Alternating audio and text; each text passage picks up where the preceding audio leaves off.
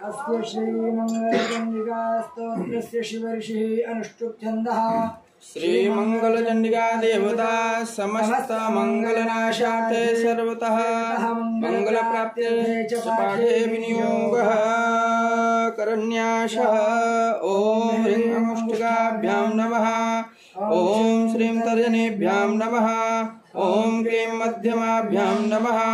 ओम सर्वपूज्यनामिकाभ्यां नमः। ओम देवी मंगलचंडिके कनिष्ठिकाभ्यां नमः। ओम ऐं क्रूं फट् स्वाहा करतलपृष्ठाभ्यां नमः। हृदयादिन्यासः। ओम ह्रीं हृदयाय नमः। ओम श्रीं शीर्षे स्वाहा। ओम क्लीं शिखायै वषट्। ओम सर्वपूज्ये कवचाय होम। ओम देवी मंगलचंडिके नेत्रत्रयाय वौषट्। ओम ऐं क्रूं फट् स्वाहा अस्त्राय फट् ध्यान।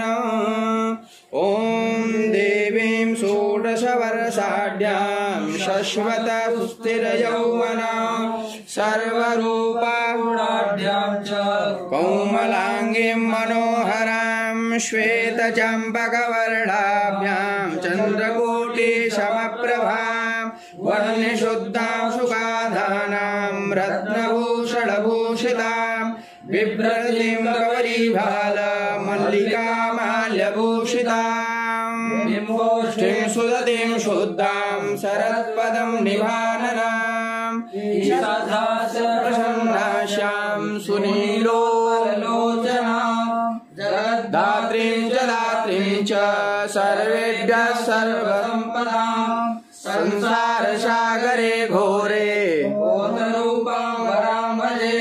देव्या च ध्यानमित्येवं स्तवनं श्रूयतां मुने प्रयता संकटग्रस्तो ये न तुष्टावशङ्करः। ॐ ह्रीं श्रीं क्लीं सर्वपूज्ये देवी मंगलचंडिके ऐं क्रूं फट् स्वाहा।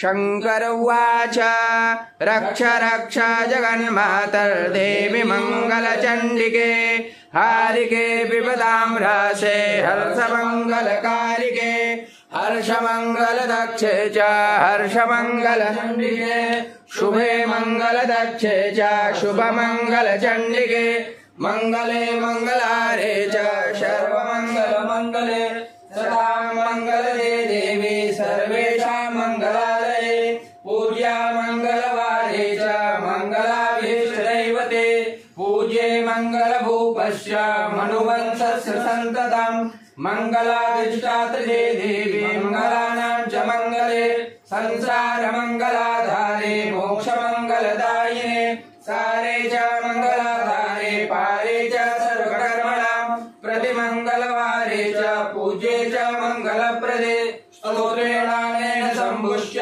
श्रुत्वा मंगलचंडिकां प्रतिमंगलवारे च पूजां कृत्वा गतः शिवः। देव्याश्च मंगलस्तोत्रं यः शृणोति समाहितः तन्मङ्गलं भवेत् शश्वत् न भवेत् तदमङ्गलम्।